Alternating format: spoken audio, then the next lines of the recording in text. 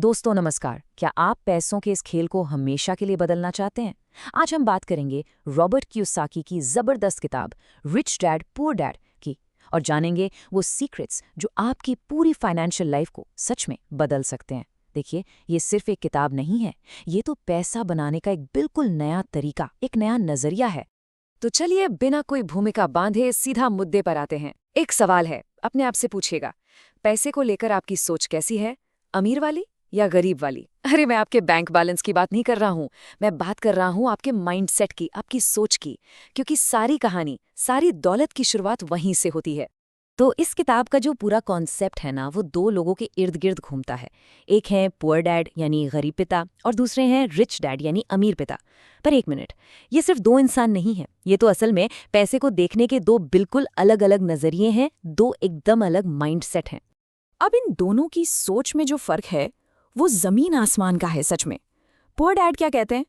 बेटा अच्छे से पढ़ो, एक अच्छी सी नौकरी पकड़ो, खूब मेहनत करो और पैसे बचाओ। यही वो सलाह है जो हम में से ज्यादातर लोगों को बचपन से मिलती है ना? लेकिन रिच डैड का रास्ता, वो तो एकदम उल्टा है। वो कहते हैं कि सिर्फ मेहनत करने से कोई अमीर नहीं बनता, अमीर बनता है पैसे की समझ से।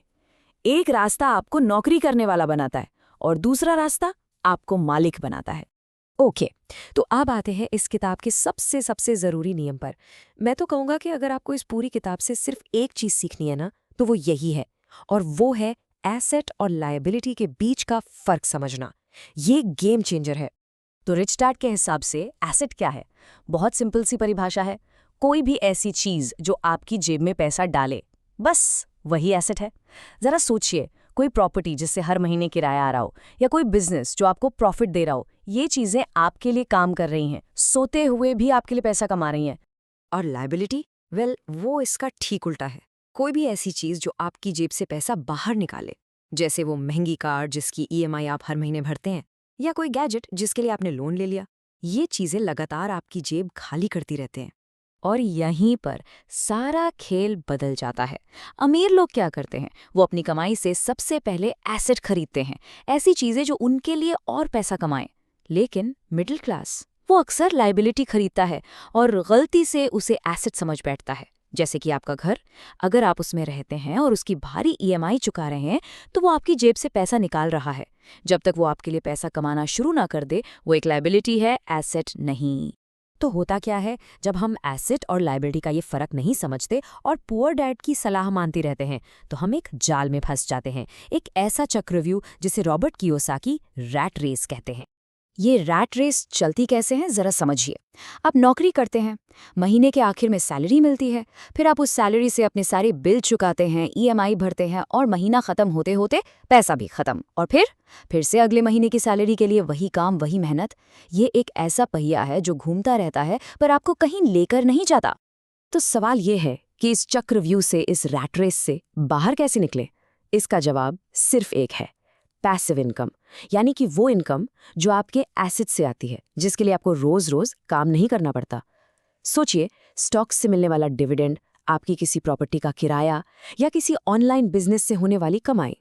यही वो चीज है जो आपको असली फाइनेंशियल फ्रीडम दिलाती है। चलिए अब एक और जबरदस्त आइडिया पर आते हैं। रिच डैड कहते हैं कि काम सिर्फ पैसे के लिए मत करो, काम करो सीखने के लिए। ऐसी जॉब्स चुनो जो आपको नए स्किल्स सिखाएं, भले ही वहां सैलरी थोड़ी कम क्यों ना मिल रही हो। और ये स्किल्स कौन से हैं? सेल्स यानी बेचने की कला, मार्केटिंग यानी अपनी बात लोगों तक पहुंचाना, इन्वेस्टिंग यानी पैसे से पैसा बनाना, कम्युनिकेशन, बिजनेस मैनेजमेंट। ये वो स्किल्स हैं जो असल में आपको अमीर बनाते हैं। देखिए, सैलरी तो आपको आज का खर्च चलाने में मदद करेगी, पर ये स्किल्स, ये आपको जिंदगी भर के लिए एसेट बनाने के टूल्स देते हैं। और ये बात दोस्तों इस पूरी फिलॉसफी का निचोड़ है। जैसा कि रॉबर्ट कियोसाकी कहते हैं, आपकी सबसे बड़ी संपत्ति, आपका सबसे बड़ा एसेट, आपकी कार, आपका घर या आपका बैंक बैलेंस नहीं है, वो है आपका दिमाग। क्योंकि सारी दौलत, सारे एसेट्स पहले यहीं बनते हैं, आपके दिमाग में। आप अपने दिमाग को जितना फाइनेंशियल नॉलेज देंगे, उसे जितना शार्प करेंगे, वो आपको उतना ही अमीर बनाकर देगा। तो अब जब हमने ये सारे कॉन्सेप्ट समझ लिए हैं और ये जान लिया है कि हमारा दिमाग ही हमारा सबसे बड़ा एसेट है, तो असली सवाल अब आता है, आपका अगला कदम क्या होगा? आप इस नॉलेज को अपनी लाइफ में कैसे इस्तेमाल करेंगे? तो चलिए, जो मुख्य बातें हमने सीखी उन्हें फटाफट समेट लेते हैं। पहली बात, सिर्फ एक नौकरी के भरोसे मत बैठो। दूसरी, ऐसे एसेट्स बनाओ जो आपके लिए पैसा कमाएं। तीसरी, पैसे को मैनेज करना सीखो।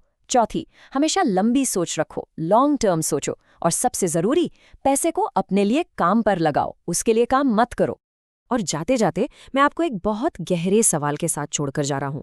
खुद से पूछिए, आप सिर्फ पैसा कमा रहे हैं या पैसा बना रहे हैं? मतलब क्या आप अपना कीमती वक्त बेचकर पैसा कमा रहे हैं, या फिर आप ऐसे सिस्टम्स और एसेट्स बना रहे हैं जो आपके लिए तब भी पैसा कमाएं जब आप सो रहे हों? इस सवाल पर जरूर सोचिए।